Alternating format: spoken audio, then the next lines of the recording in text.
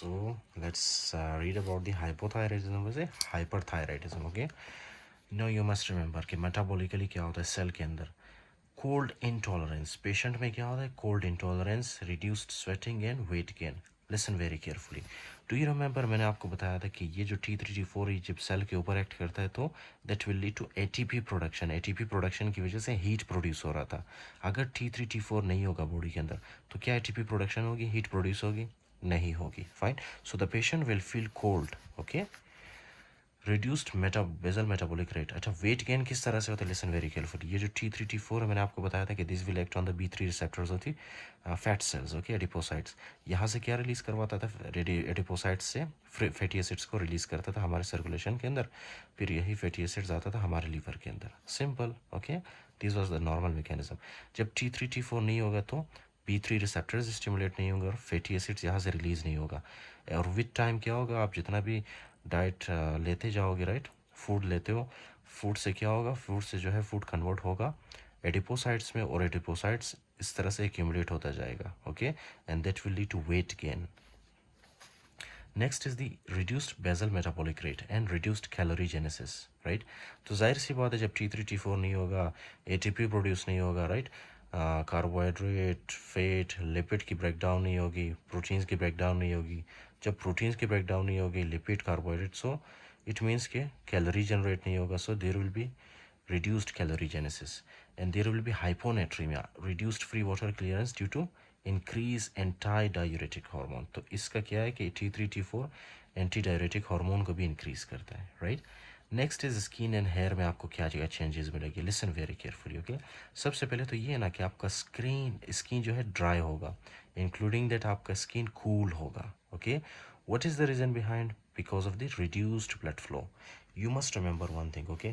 कि ये जो T3 T4 है राइट T3 T4 के रिसेप्टर्स इस तरह होते हैं हमारे वेसल्स पे ओके तो ये T3 T4 जैसे ही आते हैं अपने रिसेप्टर्स के साथ बाइंड करते हैं okay on the blood vessels आपको पता है ये क्या रिलीज करवाते हैं ब्लड वेसल्स में से nitric oxide now this nitric oxide is a vasodilator it will dilate the vessels okay अगर T3 T4 नहीं होगा तो वेसल्स नाइट्रिक ऑक्साइड रिलीज नहीं करेंगे और वेजोडाइलेशन नहीं होगी फाइन तो जब वेजोडाइलेशन नहीं होगी तो ब्लड फ्लो भी कम होगा हमारे स्किन को ओके कोर्स ब्रिटल हेयर इसमें जो है हेयर आपको कैसे मिलेगी थिक हेयर मिलेगी okay thick hair diffused alopecia and brittle nails किस वजह से होती है ब्रिटल नेल्स भी रिड्यूस्ड ब्लड सप्लाई की वजह से होती है puffy faces and generalised non pitting edema mix edema कहते हैं उसको right due to increase glucose aminoglycans right in interstitial spaces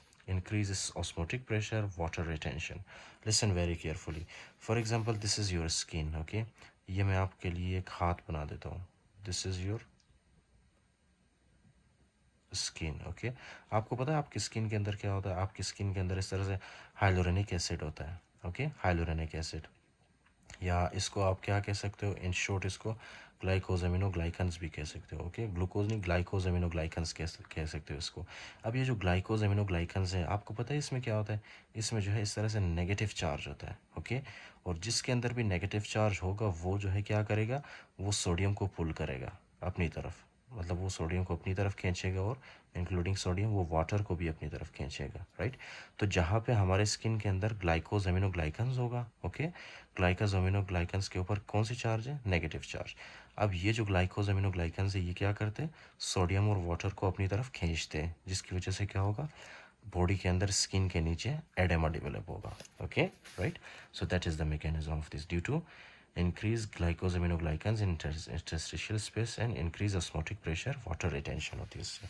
तो that will lead to mixed edema right next is the periorbital edema periorbital edema का मतलब क्या है कि around the orbits of the eye okay there will be edema can you see this picture periorbital edema this is periorbital edema right अब ये होता किस वजह से है I will explain to you right periorbital edema The next is the gastrointestinal features. Gastrointestinal features है क्या? Listen very carefully. First of all यहाँ पे क्या होती है constipation, GI motility reduce होता है और appetite reduce होता है. कैसे? Do you remember? ये आपके पास T3 T4, this T3 T4 will act also on your GIT system, okay.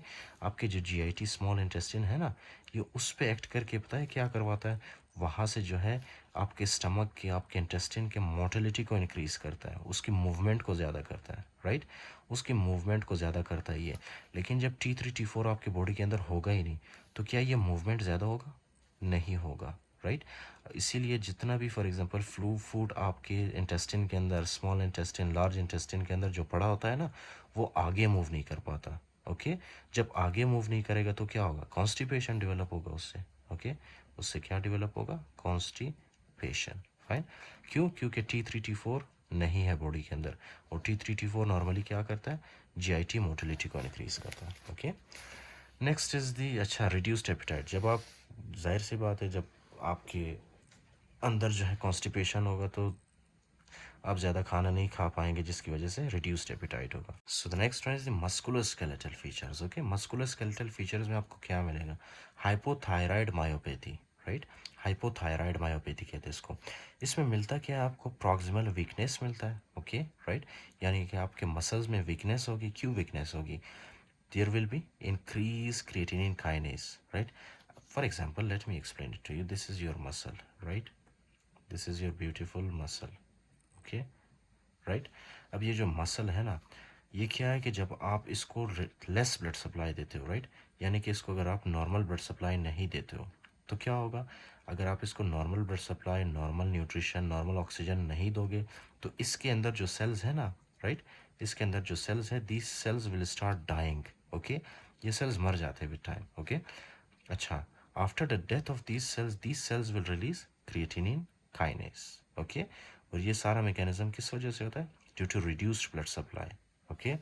ये न्यूट्रिशन इनको प्रोवाइड नहीं होती, ऑक्सीजन प्रोवाइड नहीं होती, जिसकी वजह से ये फिर नेक्रोसिस होती है इनकी। नेक्रोसिस होने के बाद क्रिएटिनिन काइनेस इंक्रीज करता है इनके सीरम के अंदर, right.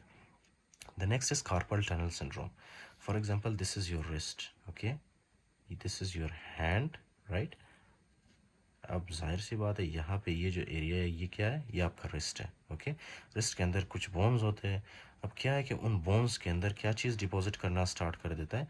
ग्लाइकोजेमिनोग्लाइकन्स। Glycosaminoglycans are the proteins, okay, fine. For example, ये है आपके पास प्रोटीन्स, राइट। हाइलोरेनिक एसिड हो गया, जैसे कि these proteins will start depositing in your bones, okay. यहाँ पे जो बोन्स होते हैं ना, उनके बीच में ये प्रोटीन डिपॉजिट करना स्टार्ट कर देता है, ओके, राइट, आपके रिस्ट में। उसी को हम क्या कहते हैं? Carpal tunnel syndrome, right. किस वजह से होता है कार्पल टनल सिंड्रोम? क्योंकि जो बोन्स होते हैं ना, उनके बीच में क्या, किस चीज़ की डिपोजिशन होती है? प्रोटीन्स की। उन प्रोटीन्स को हम क्या कहते हैं? Glycosaminoglycans, right. उसके बाद है मायोएडेमा, राइट। मायोएडेमा होता है small lump rising on the surface of a muscle when struck with a hammer, right. अच्छा जी, next, which is very important, that is the reproductive function. Let me explain to you what is the reproductive function, okay. What reproductive functions? Yes, for example, this is our hypothalamus, okay. This is a person, basically this is the brain, this structure is hypothalamus, and this is the pituitary gland, right. Let me explain it to you. अच्छा, ये जो आपके पास है ना hypothalamus और pituitary gland, इसको मैं थोड़ा सा यहाँ पे बड़ा करके बनाता हूँ, okay, so that I can explain to you कि यहाँ पे होता क्या है। सी, ये मैंने आपके लिए हाइपोथैलेमस ड्रा किया, हाइपोथैलेमस के साथ एक पिट्यूटरी ग्लैंड, राइट। अच्छा, you must remember one thing, जब भी आपके बॉडी के अंदर हाइपोथायराइडिज्म होता है, राइट, हाइपोथायराइडिज्म का क्या मतलब है? हाइपोथायराइडिज्म का मतलब है reduce T3 and T4, right, reduce T3 T4। Listen very carefully, this hypothyroidism will stimulate the hypothalamus. Hypothalamus को स्टिमुलेट करता है आपके ब्रेन के अंदर, राइट। हाइपोथैलेमस जब स्टिमुलेट होता है, आपको पता है क्या करता है hypothalamus? This will release thyroid releasing hormone, okay. This will release thyroid releasing hormone. अब ये जो थायराइड रिलीजिंग हार्मोन, ये क्या करता है? इस तरह से एंटीरियर पिट्यूटरी पे आता है। ये आपका एंटीरियर, ये आपका पोस्टीरियर है, okay. So this will come in the anterior pituitary. Anterior pituitary पे आके एंटीरियर पिट्यूटरी को स्टिमुलेट करता है कि क्या रिलीज करे? ये TSH रिलीज करें, okay. This TSH is called is the thyroid stimulating hormone, okay. अब ये जो थायराइड स्टिमुलेटिंग हार्मोन है, ये जब फॉर एग्जांपल ज़्यादा सिक्रीट होता है, ओके, ज़्यादा, बहुत ज़्यादा जब ये सिक्रीट होता है, so that will lead to hyperthyroidism, okay. This will lead to hyper thyroid thyroidism, right, hyperthyroidism, fine. अच्छा जी, now you must remember one thing कि जैसे ही थायराइड रिलीजिंग हार्मोन यहाँ पे टीएसएच को स्टिमुलेट करता है ना, उसके साथ ही थायराइड रिलीजिंग हार्मोन यहाँ पे कुछ और सेल्स होते हैं लैक्टोट्रोफ्स, ओके, उनको भी स्टिमुलेट करता है। अब ये जो लैक्टोट्रोफ्स जैसे ही स्टिमुलेट होते हैं ना, these lactotrophs will start releasing what? Prolactin, okay, prolactin hormone, prolactin hormone. You must remember one thing कि ये जो प्रोलैक्टिन हार्मोन है, राइट, इसका फंक्शन क्या है? This prolactin hormone, for example this is a lady, okay. अब lady के पास जाहिर सी बात है ब्रेस्ट तो होंगे, okay, these are the breasts of the lady. These prolactin will go and these will act on the breast of the lady and these will lead to production of the milk, okay. P4 prolactin, P4 production of the milk from the female breast, okay. Now the next thing that you have to see, जब ये prolactin release होता है ना, ये क्या करता है? These prolactin will inhibit, okay, these prolactin will inhibit which hormone? Gonadotrophin releasing hormone, okay. अब ये जो gonadotrophin releasing hormone है, ये क्या है? मैंने आपको previous lectures में बताया था, right? gonadotrophin releasing hormone क्या करता है? FSH and LH को रिलीज करता है। Now these FSH and LH ये कहाँ पे एक्ट करते हैं? These two hormones will go and act on our genitals. In case of the females ये कहाँ पे एक्ट करता है? ओवरीज पे एक्ट करता है, फाइन। फॉर एग्जांपल ये क्या है? ये है यूट्रस, ये वेजाइना, ये यूट्रस, ये फेलोपियन ट्यूब, और यहाँ पे होते हैं ओवरीज। तो ये जो FSH LH है ये ओवरीज पे एक्ट करता है, फाइन, ओवरीज। और मेल के केस में ये क्या करता है? मेल के केस में ये स्पर्म प्रोडक्शन करता है, ओके। फीमेल के केस में ये एग प्रोडक्शन या ओवम प्रोडक्शन करता है, और मेल के केस में sperm production. So listen very carefully, okay.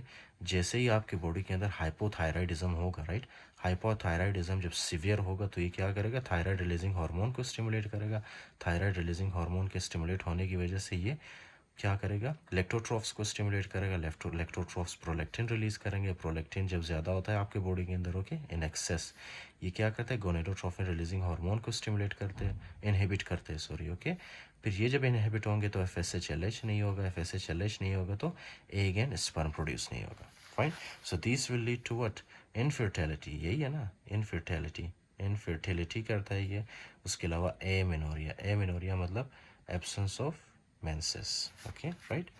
अच्छा, हम यहाँ पे पढ़ के आ रहे थे वैसे, यही मैंने पढ़ा था ना। अच्छा, रिप्रोडक्टिव में क्या है? एबनॉर्मल यूट्राइन ब्लीडिंग होता है इसमें, reduced libido, okay, and infertility होता है इससे, ओके। न्यूरोसाइकेट्रिक कंडीशन, न्यूरो मतलब ब्रेन के अंदर कौन सी चेंजेस आती है? डू यू रिमेंबर मैंने आपको बताया था कि this will also help in the maturation of the bone. अब मैं आपको कैसे बताऊँ? ओके, यहाँ पे मैं आपको बताता हूँ। मैंने आपको बताया था पिछले डायग्राम के थ्रू मैंने आपको समझाया था कि T3 T4 will go on our brain and this will help in the brain maturation, okay. तो अगर T3 T4 का लेवल कम होगा तो क्या हमारा ये जो ब्रेन है ये फुली मेच्योर होगा? नहीं होगा। ये जो पेशेंट्स होते हैं मोस्टली, पता है आपको इनमें क्या होता है? मोस्टली ये जो पेशेंट्स होते हैं ये आपको डिप्रेस्ड नज़र आते हैं, ये डिप्रेशन में होते हैं, फाइन, ओके। सी यहाँ पे लिखा है हाइपो एक्टिविटी, राइट, लिथार्जी, ये हमेशा थके थके रहते हैं। फटीक, जल्दी से थक जाते हैं। Weakness, depressed mood, this is very important, okay, depression में होते हैं ये। रिड्यूस्ड रिफ्लेक्सेस, डिलेड और slow relaxing, okay. So most prominent feature आपने ये याद रखना है कि हाइपो एक्टिविटी और डिप्रेशन होता है इनमें। अब कार्डियोवास्कुलर में क्या चेंजेस आती है? Listen very carefully. Do you remember मैंने डायग्राम में आपको बताया था कि हार्ट के ऊपर कौन से रिसेप्टर्स होते हैं? Beta 1 receptors. और ये बीटा 1 रिसेप्टर्स की कॉन्सेंट्रेशन को T3 T4 क्या करता है? ज़्यादा करता है इनकी कॉन्सेंट्रेशन को। तो उसके बाद क्या होता था? एपिनेफ्रिन जाके इनके साथ बाइंड करता था ना, जिसकी वजह से सिस्टेमिक ब्लड प्रेशर इंक्रीज होता था, राइट। अगर हमारे पास T3 T4 होगा ही नहीं, ये सारे मैकेनिज्म को स्टिमुलेट कौन कर रहा है? T3 T4। अगर T3 T4 होगा ही नहीं बॉडी के अंदर, बहुत कम होगा, तो क्या ये हार्ट रेट बढ़ेगी? नहीं बढ़ेगी। सिस्टेमिक ब्लड प्रेशर बढ़ेगी? नहीं बढ़ेगी। सो जब हार्ट रेट कम होता है आपके बॉडी के अंदर, that is called the bradycardia, okay. उसके अलावा आपको होता है dyspnea on exertion, okay, due to the reduced oxygen, obviously dyspnea तो हो गई। Next is reduced cardiac output, तो कार्डियक आउटपुट भी इसमें कम होता है। नेक्स्ट इज, अच्छा, लेब्स, लेब्स में आपको क्या मिलेगी? Increase thyroid stimulating hormone if primary, अगर प्राइमरी कॉज हो सो थायराइड स्टिमुलेटिंग हार्मोन इसमें आपको इंक्रीज मिलती है, right. reduced free T4 or T3, hypercholesterolemia due to reduced LDL receptors expression. Listen very carefully. I told you कि ये जो T3 T4 है ये क्या करता है आपके बॉडी के अंदर जो है ना T3 और T4, this will act on the liver and it will increase the expression of which receptor, beta 2 receptor की expression को ये ज़्यादा करता था, right? बीटा 2 रिसेप्टर्स की एक्सप्रेशन को ज़्यादा करता तो उन्हें स्टिमुलेट होते थे। स्टिमुलेट होने की वजह से लीवर क्या करता था, अपने ऊपर एलडीएल के रिसेप्टर्स बनाता था। फाइन, एलडीएल के रिसेप्टर्स बनाता था, फिर यही एलडीएल हमारे सर्कुलेशन के अंदर जो एलडीएल होते थे ना, लो डेंसिटी लिपोप्रोटीन, ये लो डेंसिटी लिपोप्रोटीन आके इस तरह से एलडीएल के रिसेप्टर के साथ ऑन द लीवर अटैच होते थे और हमारे ब्लड के अंदर, सीरम के अंदर एलडीएल की कॉन्सेंट्रेशन कम होती थी। फाइन, तो जब T3 T4 नहीं होगा, B2 रिसेप्टर्स स्टिमुलेट नहीं होंगे, B2 रिसेप्टर्स जब स्टिमुलेट नहीं होंगे तो LDL के रिसेप्टर्स नहीं बनेंगे लीवर के ऊपर और सारा LDL जो है low density lipoprotein which is harmful for our health, right, they will start accumulating in the circulation.